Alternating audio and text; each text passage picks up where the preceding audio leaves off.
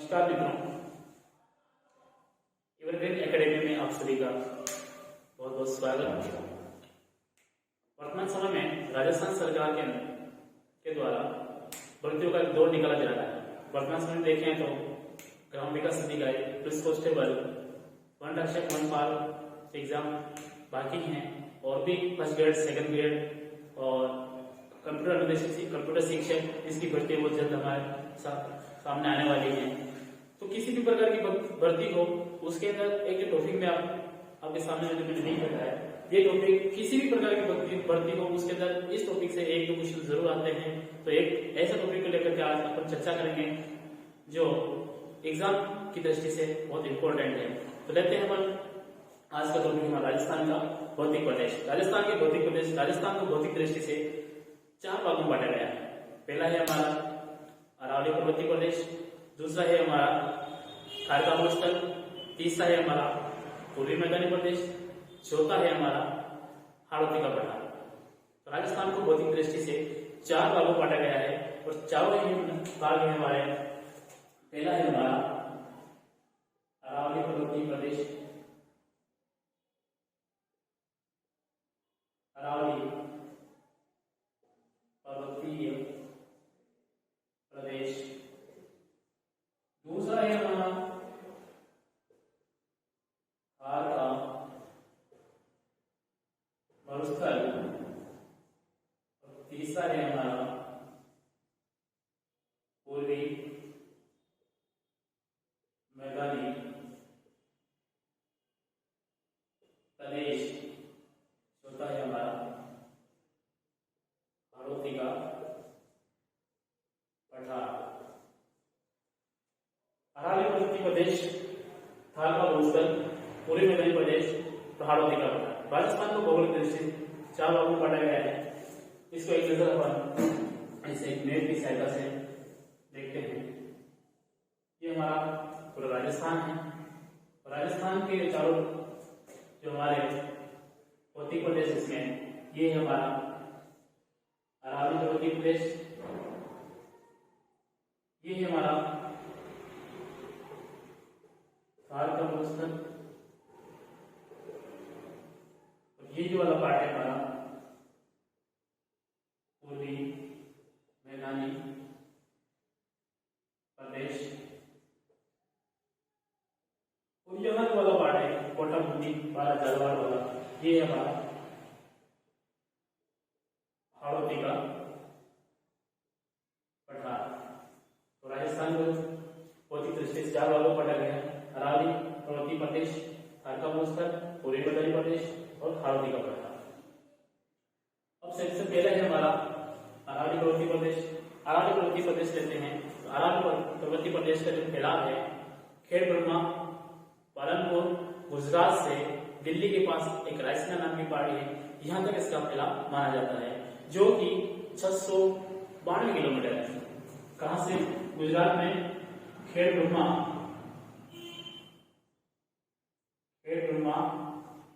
गुजरात से रायसीना पहाड़ी दिल्ली के पास। इस तरह से यहां से लगा कि यहां तक जो डिस्टेंस है वो 692 किलोमीटर है। अरावली का फैलाव खेड़ ब्रह्मा गुजरात से रायसीना की पहाड़ी दिल्ली तक 692 किलोमीटर है। रायसीना की पहाड़ी दिल्ली के पास हमारा जो देश के राष्ट्रपति भवन है वो रायसीना की पहाड़ी पे बना हुआ है। यहाँ तक डिस्टेंस है 692 किलोमीटर। अगर इसकी डिस्टेंस राजस्थान में पूछ ले, राजस्थान में अरावली का फैलाव कितना है, तो 550 किलोमीटर। राजस्थान में पूछ ले तो 550 किलोमीटर। राजस्थान में अरावली कहां से कहां है? तो हाँ, राजस्थान में अरावली सिरोही से लेकर के खेतड़ी झुंझुनू तक है। तो यहां से राजस्थान में सिरोही से या खेतड़ी झुंझुनू, राजस्थान में अरावली का विस्तार खेतड़ी सिरोही से खेतड़ी झुंझुनू तक 550 किलोमीटर है। अब इसका निर्माण काल के बारे में थोड़ा सा बात करते हैं। अरावली का निर्माण आज से 80 करोड़ वर्ष पूर्व प्री कैम्ब्रियन नामक भौगोलिक युग में हुआ है। कौन से युग में? आज से 80 करोड़ वर्ष पूर्व निर्माण हुआ है इसका। आज से 80 करोड़ वर्ष पूर्व, 80 करोड़ वर्ष पूर्व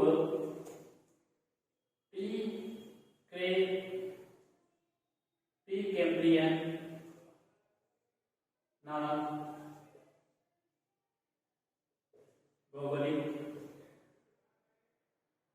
युग में अरावली का निर्माण आज से 80 करोड़ वर्ष पूर्व प्री कैम्ब्रियन नामक भौगोलिक युग में हुआ था।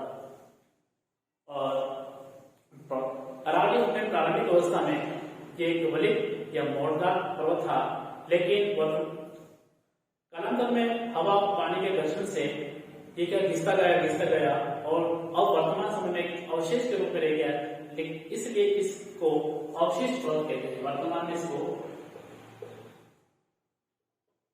अवशिष्ट पर्वत के नाम से जाना जाता है। अरावली को वर्तमान में एक अवशिष्ट पर्वत के नाम से जाना जाता है। अब देखते हैं अरावली का राजस्थान में विस्तार। अरावली का विस्तार राजस्थान को 10 जिलों में है और अरावली को राजस्थान में 3 भागों में बांटा गया है। यह है 3 पार्ट। राजस्थान का जो दक्षिण पश्चिम वाला पार्ट है वो कहलाएगा आपका दक्षिणी अरावली, मध्य अरावली और उत्तरी अरावली। अरावली को 3 भागों में बांटा गया है, दक्षिण अरावली, मध्य अरावली और उत्तरी अरावली। अब देखा जाए अरावली का फैलाव, तो यहाँ एक जिला आता है। दक्षिण अरावली कौन से पार्ट आते हैं? तो सिरोही, उदयपुर, राजसमंद और सिरोही, उदयपुर, राजसमंद और एक जिला होता है हमारा 4 जिलों में फैला हुआ है। इसमें राजसमंद और उदयपुर, डूंगरपुर, दक्षिण अरावली, सिरोही, उदयपुर, राजसमंद, डूंगरपुर, इस तरह से 4 जिलों में फैला हुआ है। और जो मध्य अरावली है हमारा, ये एक ही जिले में अजमेर में फैला हुआ है। और जो उत्तरी अरावली है, उत्तरी अरावली हमारे जयपुर, दौसा, अलवर, सीकर, झुंझुनू। जयपुर, सीकर, दौसा, अलवर और झुंझुनू।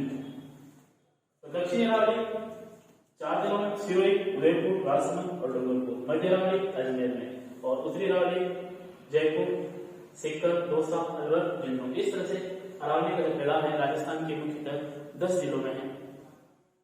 अब देखते हैं हम यहाँ पर जो मध्य अरावली है, मध्य अरावली में जो हमारी ब्यावर, अजमेर और सांबर के आसपास का जो पार्ट है, जहाँ पे क्या है कि अरावली हाइट कम है, कम हाइट की वजह से इस मरुस्थल का जो प्रसार है वो पूरी मैदानी प्रदेश के होता है।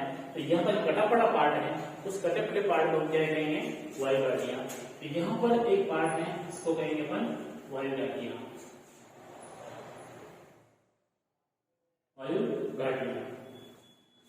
तो अरावली, मध्य अरावली का वो पार्ट जो अजमेर, ब्यावर और सांबर के आसपास का पार्ट है, जहाँ पे अरावली की हाइट कम है, उसकी वजह से पश्चिमी मरुस्थल का विस्तार इस पूरी मैदानी प्रदेश की ओर हो रहा है। इस पार्ट को हम वायु घाटी के नाम से जानते हैं। अब लेते हैं आगे हम अरावली से संबंधित कुछ महत्वपूर्ण पहाड़ियां। अरावली से संबंधित कुछ पहाड़ियां। अब लेते हैं दक्षिण अरावली में सबसे पहले उदयपुर। उदयपुर में हमारी जो पहाड़ी है, घेवा की पहाड़ी और जरगा की पहाड़ी।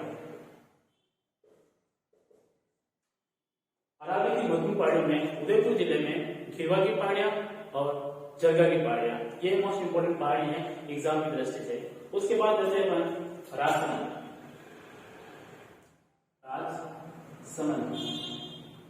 राजसमंद में कुंभलगढ़ की पहाड़ी और खमनोर की पहाड़ी।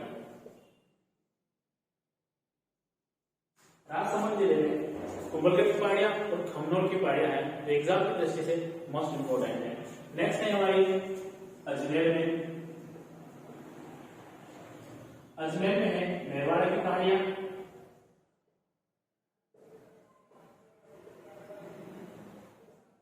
और नागपहाड़। इस नागपहाड़ से लूणी नदी का उद्गम होता है और खमनोर की पहाड़ी से बनास नदी का उद्गम होता है। उदयपुर, राजसमंद और अजमेर, उसके बाद में है सीकर। सीकर में हमारी खंडेला की पहाड़ी, खंडेला की पहाड़ियां। सीकर में खंडेला की पहाड़ियां और हर्ष की पहाड़ी। तो उदयपुर में गिरवा और जरगा की पहाड़ियां, राजसमंद में कुंभलगढ़ और खमनोर की पहाड़ियां, खमनोर से बनास नदी का उद्गम होता है, और अजमेर में मेवाड़ा की पहाड़ी और नाग पहाड़ी जहां से लूणी नदी का उद्गम होता है। सीकर में खंडेला की पहाड़ी और हर्ष की पहाड़ी। हर्ष की पहाड़ियां सीकर में है, जबकि हर्षनाथ की पहाड़ी अलवर में। अगर उससे हर्षनाथ की पहाड़ी कहाँ है तो हर्षनाथ की पहाड़ी कहाँ है? अलवर में। हर्ष की पहाड़ी सीकर में, हर्षनाथ की पहाड़ी अलवर में है। ये अराड़े से संबंधित कुछ महत्वपूर्ण पहाड़ियां हैं। फिर आता है हमारा इसमें छप्पन का मैदान। छप्पन का मैदान, हालांकि ये पहाड़ खाती मौसम में आता है, लेकिन उसमें छप्पन की पहाड़ियां सिवाना, बाड़मेर जिले की सिवाना तहसील से जालोर शहर तक जो जालोर शहर तक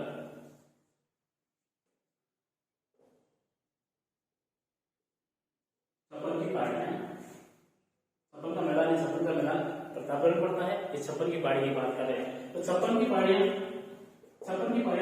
बाड़मेर जिले की सिवाना तहसील से जालोर शहर तक फैली हुई पहाड़ियां हैं, उनको हम छप्पन की पहाड़ियों के नाम से जानते हैं। अब कुछ हमारी अरावली से संबंधित कुछ महत्वपूर्ण चोटियों के बारे में बात करते हैं। अरावली से संबंधित कुछ महत्वपूर्ण चोटियां हैं जो अक्सर एग्जामों में पूछी जाती हैं।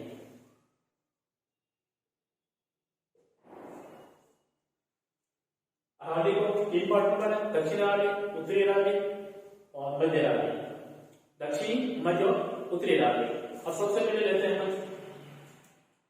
दक्षिणी अरावली। अब ऑल ओवर इस अरावली के इसको देखा जाए तो अरावली में अपन दक्षिण पश्चिम से उत्तर पूर्व की ओर जाते हैं तो अरावली की हाइट और उसकी चौड़ाई दोनों ही कम होती जाती है। इसलिए अरावली की सबसे जो ऊंची चोटी है वो हमारे दक्षिणी अरावली में है। तो अरावली की सबसे ऊंची चोटी है गुरु शिखर। गुरु शिखर कहाँ है? सिरोही में है और जिसकी हाइट है 1722 मीटर। गुरु शिखर सिरोही में पड़ती है जो अरावली की सबसे ऊंची चोटी है और उसकी हाइट प्राकृतिक रूप से 1722 है। ऐसा कहा जाता है कि इसके ऊपर एक दत्तात्रेय ऋषि का जो मंदिर बना हुआ है, आश्रम बना हुआ है, उसकी वो 5 मीटर का है।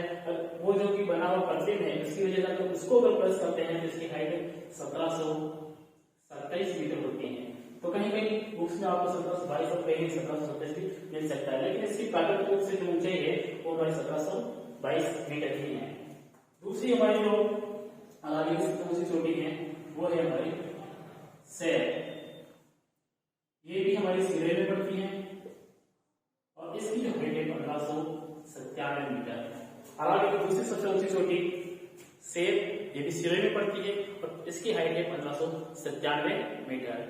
तीसरी है हमारी इसकी प्रणाली सबसे ऊंची चोटी, तीसरे नंबर की है वो है हमारी देलवाड़ा, जिसकी हाइट है 1442 मीटर। देलवाड़ा जिसकी हाइट है हमारी 14, ये भी सिरोही में पड़ती है और इसकी हाइट है हमारी 1442 मीटर। पहली सिरोही, दूसरी सेब, तीसरी देलवाड़ा और चौथी है हमारी जरगा, जरगा की पहाड़ी उदयपुर में। तो जरगा जो चोटी है वो है उदयपुर में और इसकी हाइट है 1431 मीटर। वाराणसी की 4 नंबर की सबसे ऊंची चोटी है जरगा जो उदयपुर में है, इसकी हाइट है हमारी 1431 मीटर। आगे 5 नंबर की हमारी हाइट है जो चोटी है वो है अचलगढ़, अचलगढ़ ये सिरोही में पड़ती है, जिसकी हाइट है 1380 मीटर। और नेक्स्ट है हमारी रघुनाथगढ़, रघुनाथगढ़ ये पड़ती है हमारी सीकर में है, जिसकी ऊंचाई है 1055 मीटर। एक और हमारी तारागढ़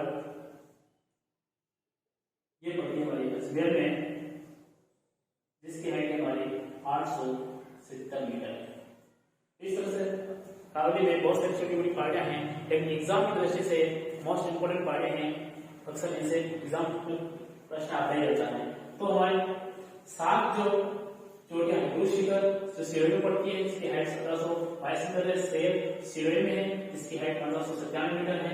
देलवाड़ा सिरोही में है, 1442 मीटर है। जरगा की जो जरगा है, जरगा की पहाड़ी भी है और जरगा चोटी भी है, ये उदयपुर पड़ती है, इसकी 1431 मीटर है। अचलगढ़ सिरोही में है और इसकी हाइट 1380 मीटर है। रघुनाथगढ़ शिखर में है, 1055 मीटर है। तारागढ़ अजमेर में है, 870 मीटर है।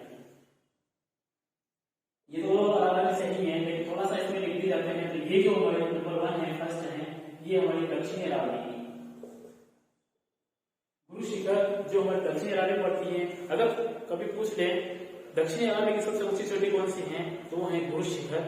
और इसी तरह से मध्य अरावली की पूछ ले मध्य अरावली की सबसे ऊंची चोटी कौन सी है, मध्य अरावली की सबसे ऊंची चोटी है तारागढ़। और उत्तरी अरावली, अगर उत्तरी अरावली के बारे में पूछ ले, उत्तरी अरावली की सबसे ऊंची चोटी कौन सी है, वो है रघुनाथगढ़ सीकर। ये लास्ट लिखी तारागढ़, ये है हमारी मध्य अरावली, मध्य अरावली की ऊंची चोटी है। और ये रघुनाथगढ़ ये है उत्तरी अरावली की, ये उत्तरी अरावली पड़ती है रघुनाथगढ़। इस तरह से दक्षिणी अरावली में गुरु शिखर सबसे ऊंची चोटी है और रघुनाथगढ़ उत्तरी अरावली सबसे ऊंची चोटी है। तारागढ़ अजमेर में मध्य अरावली सबसे ऊंची चोटी है। तब कुछ हम इसके दोस्तों आज हमने इस अरावली के कुछ महत्वपूर्ण पॉइंट के ऊपर चर्चा की है और इसके अंदर मैंने मेरी तरफ से पूरी जानकारी आपको देने की कोशिश करी है। अगर इसके अंदर कोई आपको ऐसा लगे, गलती लगे, तो ऐसे कमेंट के माध्यम से मैं जरूर बताएं हैं और इस वीडियो को ज्यादा से ज्यादा फैलाएं ताकि एग्जाम देने वाले लोग बच्चों को ज्यादा से ज्यादा लाभ हो सके। जय मेवाड़, जय राजस्थान।